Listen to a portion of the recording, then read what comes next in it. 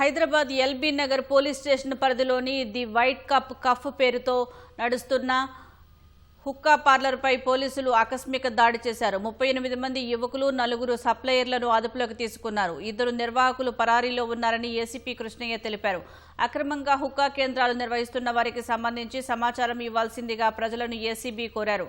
సమాచారం ఇచ్చిన వారి వివరాలు గోప్యంగా ఉంచుతామని హామీ ఇచ్చారు.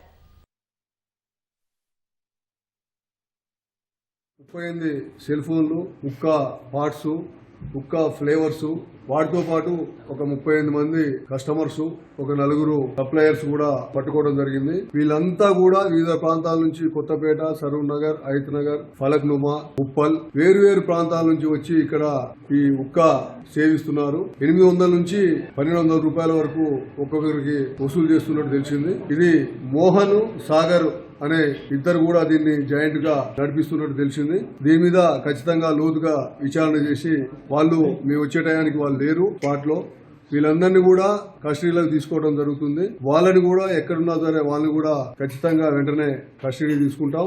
వీళ్ళ మీద కఠిన చర్యలు తీసుకుంటాం. ఎందుకంటే ముఖ్యంగా ఇక్కడ చూస్తే అంతా విద్యార్థులు, యువత ఎక్కువ మంది ఉన్నారు. ఎందుకంటే ఇలాంటి అసాంఘిక కార్యక్రమాలని ప్రోత్సహించడమే కాకుండా యువతని నిర్వీర్యం చేసే విధంగా ఎవరైతే ఈ మేనేజ్మెంట్స్ వాళ్ళు నిర్వహిస్తున్నారో అది తప్పుడు పద్ధతి, అది తప్పుడు విధానం, అది ఎట్టి పరిస్థితుల్లో కూడా సహించం.